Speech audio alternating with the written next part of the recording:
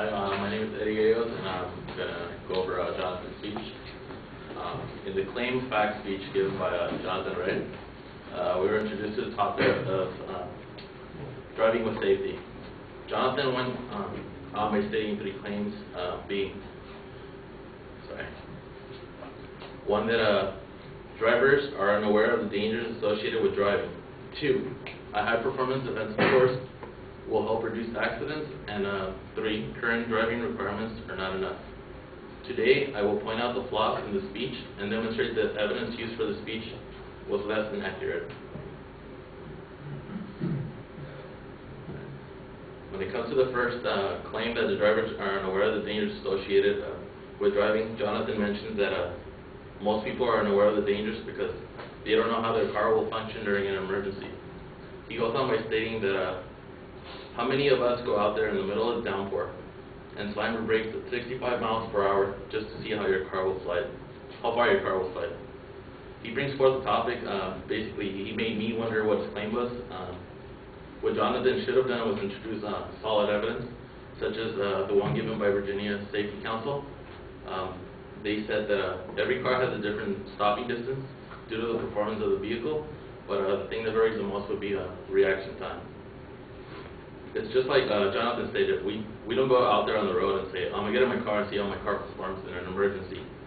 But having that knowledge in the back of our heads regarding how quick one can react during an emergency could help prevent accidents.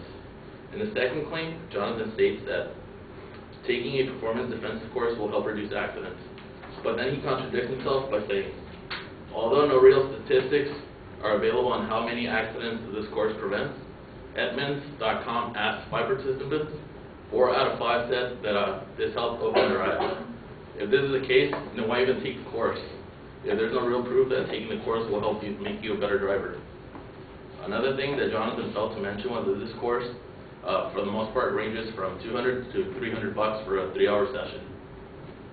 Another thing that could have helped him strengthen his argument was that they teach you in a skid car, which is basically a vehicle fitted with a unique steel frame and hydraulic platform, which helps simulate day-to-day drivability. In his third claim, he mentions that current driving requirements are not enough. For this claim, he describes that by merely taking a written and behind-the-wheel exam is not enough to make you ready for the dangers of the road. One quote that seems to weaken his statement is, "They don't teach you how to dodge a refrigerator on the freeway behind the wheel exam." How often does this happen? Sure, braking distance increases over like 50% during rain, but how often does it rain refrigerators? Understanding the rules of the road can prevent hazards. Things that you learn from the DMV, such as not speeding, tailgating, and obeying the rules of the road, increase you not having an accident. And finally, in his conclusion, he goes on by stating that we make mistakes, so we have another chance. But when it comes to driving, there might not be a next time. He then proceeds and claims that this course will help you reduce the chances of getting into an accident. Once again, the thing he fails to mention, and actually sell me, was that there's no proof that will increase my chances of avoiding an accident. What I recommend, I just follow the rules of the road. This will increase your chances of not getting into an accident, and will save you $300 for a better insurance policy. Thank you.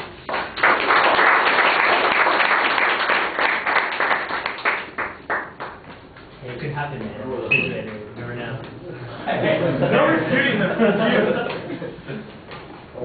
How many kids do you have? Huh? How many kids do you have? I never said I was a good driver. Just do it for the sake of the class. No accidents, just There that. you go. I'm gonna take it here. I'm with my friends. You might get one today. One was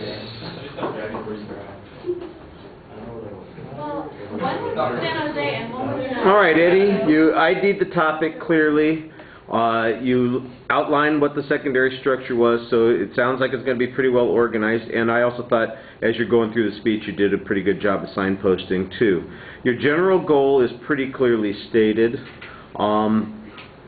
On the first point, at one point it sounds less like it is a challenge to what the advocate's argument was and more like a critique. I thought for a second you were going to say, here's how he could have made the argument a stronger argument, instead of saying, here's what the problem with the argument is. You want to be careful about that, because your goal is not to, this is not the evaluative speech, or critique, here's how you could do a better job. This is, here's what's wrong with your argument. Here's the problem here. Here's why this audience should not accept your particular conclusion. And you did that one more time in the speech also on the second point when you were talking about the kind of, what do they call them, stint cars?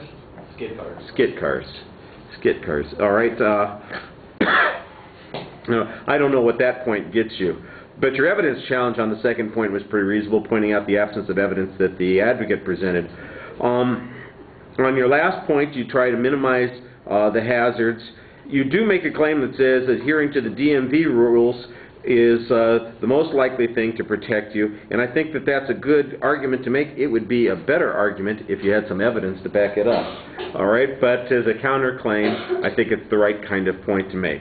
All right, thank you. Can I go to President?